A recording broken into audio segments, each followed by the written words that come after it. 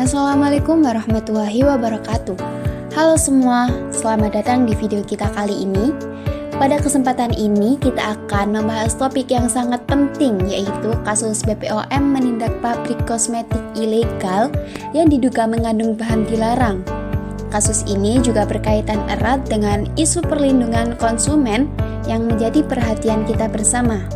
Mari kita simak lebih lanjut bagaimana kasus ini terjadi, apa saja dampaknya dan langkah-langkah yang telah diambil untuk melindungi masyarakat. Sebelumnya, pada pembahasan kasus ini akan kami bahas bersama 3 anggota tersebut, yaitu yang pertama ada Nur Saada dengan NIM 221105003, ada Hajar Hashim Yahya dengan NIM 221105004, dan ada Ahmad Fitur Rabani dengan NIM 211105040. Yuk, mari kita simak kasus ini sampai selesai. Pada WP POM tanggal 9 Maret 2023, BPOM bekerjasama dengan BP POM Jakarta, BP POM Serang, dan Barreskrim Polri menemukan adanya pabrik kosmetik ilegal di pergudangan elang laut Jakarta Utara yang memproduksi produk tanpa izin edar atau TID dan mengandung bahan dilarang dalam kosmetika.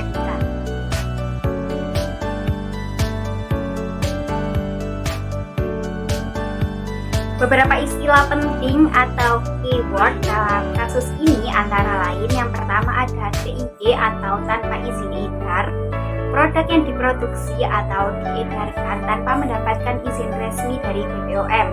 Selanjutnya ada bahan yang dilarang dalam kosmetika, yaitu bahan kimia tertentu yang tidak diperbolehkan penggunaannya dalam produk kosmetik karena berpotensi membahayakan kesehatan, seperti hidroquinon, asam retinoat, dan resorcinol. Selanjutnya ada cara pembuatan kosmetika yang baik atau CPKB, yaitu standar yang harus diikuti produsen kosmetik untuk memastikan produk higienis, aman, dan berkualitas. Selanjutnya ada okronis, yaitu kondisi kulit menjadi kehitaman akibat penggunaan bahan seperti hidroquinon dalam waktu yang lama. Baik, di sini saya akan membacakan kata kunci dalam kasus part 2. Yang pertama, teratogenik. Sifat bahan yang dapat menyebabkan cacat lahir pada janin jika digunakan selama kehamilan seperti asam retinoat.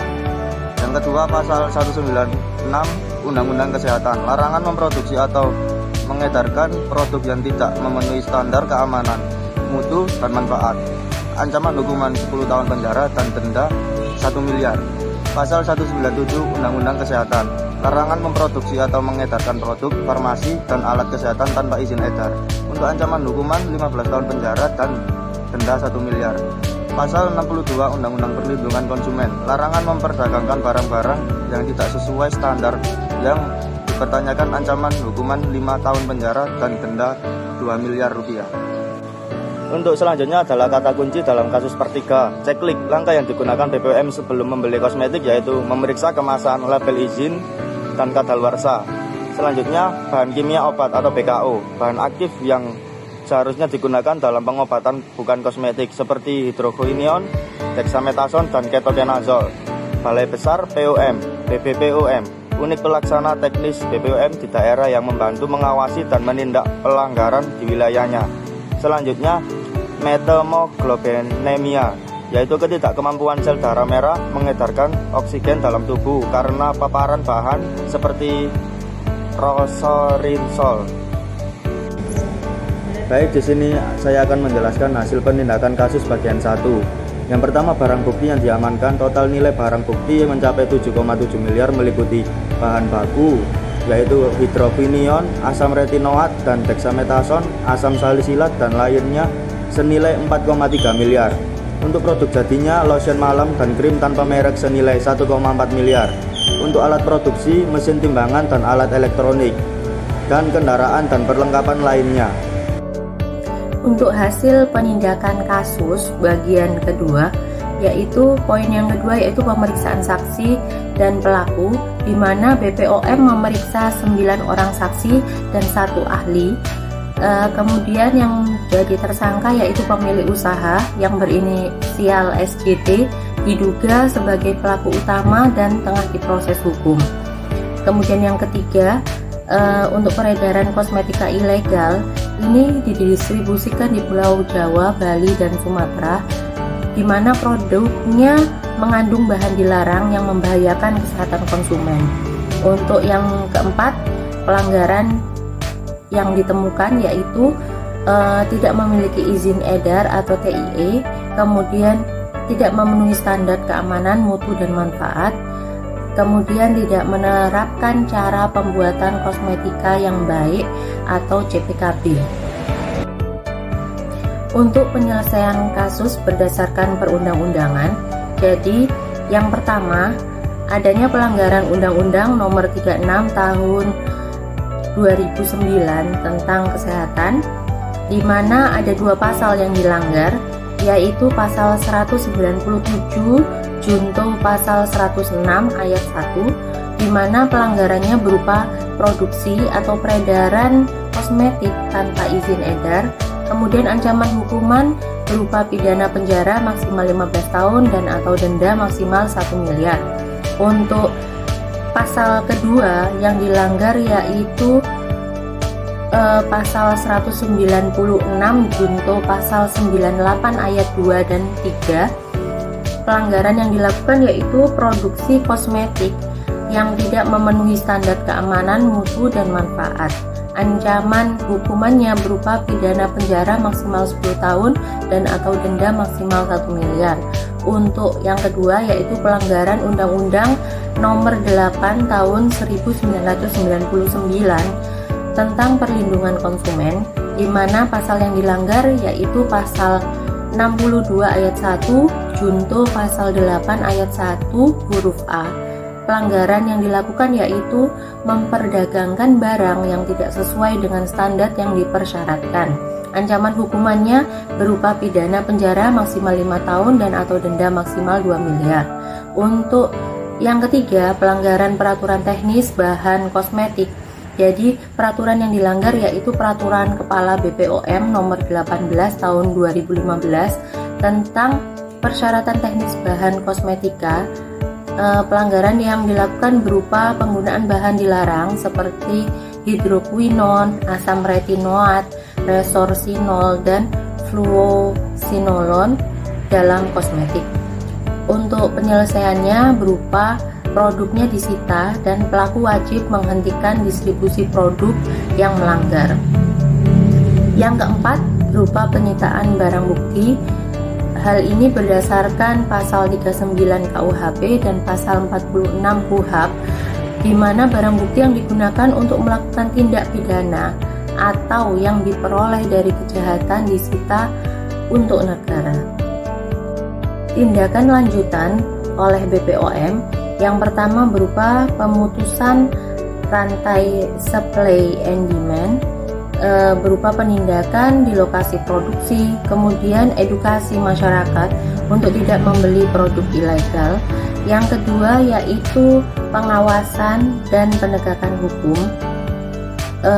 BPOM bekerja sama dengan aparat hukum untuk memastikan pelaku mendapatkan hukuman sesuai undang-undang, kemudian penutupan pabrik ilegal dan penghentian peredaran produk di pasaran.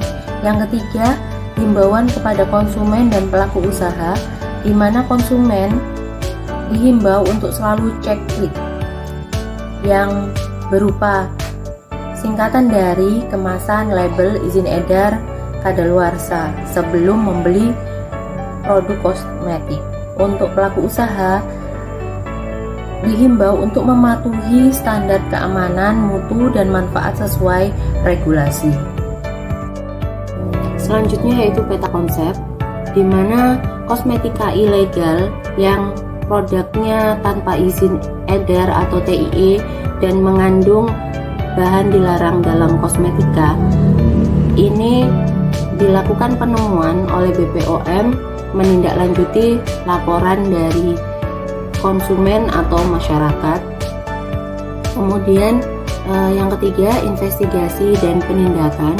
Pada 9 Maret 2023, BPOM bekerjasama dengan BBPOM Jakarta dan BBPOM Serang dan Bareskrim Polri menemukan barang bukti, saksi, dan tersangka, di mana barang bukti berupa bahan baku, produk jadi, alat produksi, kendaraan, dan perlengkapan lain. Kemudian untuk tersangkanya yaitu 1 orang tersangka, 1 ahli, dan 9 orang saksi. Untuk pelanggaran yang dilakukan, produk berupa tanpa izin edar atau TIE, kemudian tidak sesuai dengan standar mutu. Untuk dasar hukumnya, adanya pelanggaran Undang-Undang Kesehatan Nomor 36 Tahun 2009 Pasal 196 dan 197, kemudian pelanggaran Undang-Undang Perlindungan Konsumen Nomor 8 Tahun 1999 Pasal 62 Ayat 1, kemudian pelanggaran Peraturan Kepala BPOM Nomor 18 Tahun 2015 tentang persyaratan teknis bahan kosmetika. Adanya penyitaan barang bukti merupakan penerapan dari pasal 39 KUHP dan pasal 46 KUHP. Kemudian yang ketujuh, ancaman hukumnya berupa 15 tahun penjara dan denda hingga 2 miliar. Untuk penyelesaiannya, dilakukan penyitaan barang bukti, pemutusan rantai supply and demand, kemudian pengawasan dan penegakan hukum, lalu dilakukan himbauan dan edukasi masyarakat. Untuk yang terakhir, semua langkah mulai urutan kedua hingga ke-8 dalam rangka perlindungan terhadap konsumen. Adapun beberapa kesimpulan yang dapat kelompok kami simpulkan dalam kasus kosmetika ilegal, yaitu yang pertama ada penemuan dan penindakan. Kasus ini bermula dari laporan masyarakat tentang kosmetika ilegal yang mengandung bahan dilarang. BPOM bekerja sama dengan pihak kepolisian melakukan investigasi dan menyita barang bukti senilai total 7,7 miliar dari pabrik ilegal di Jakarta Utara. Yang kedua, pelanggaran hukum. Produk tidak memiliki izin edar atau TIE dan tidak memenuhi standar keamanan, mutu, serta manfaat. Pelanggaran terhadap pasal 197 dan 196 UU Kesehatan serta pasal 62 UU Perlindungan Konsumen dan ancaman hukuman hingga 15 tahun penjara dan atau denda hingga 2 miliar. Yang ketiga, bahaya untuk konsumen. Kosmetika ilegal mengandung bahan kimia berbahaya seperti hidrokuinon, asam retinoat, dan resorsional yang dapat menyebabkan efek kesehatan serius seperti iritasi kulit, kronis, hingga cacat lahir.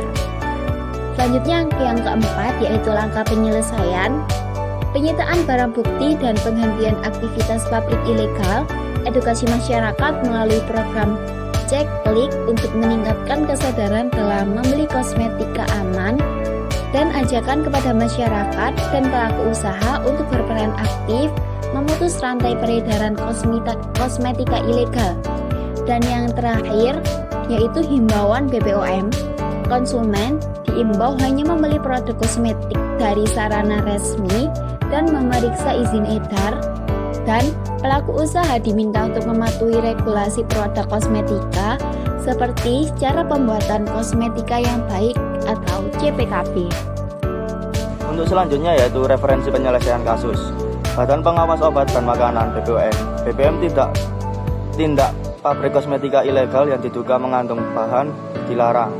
Dicetak pada 29 Desember 2024. Selanjutnya referensi Undang-Undang Republik Indonesia Nomor 36 Tahun 2009 tentang Kesehatan. Referensi selanjutnya Undang-Undang Republik Indonesia Nomor 8 Tahun 1999 tentang Perlindungan Konsumen. Referensi selanjutnya Peraturan Kepala BPOM Nomor 18 Tahun 2015 tentang persyaratan teknis bahan kimia, bahan kosmetika.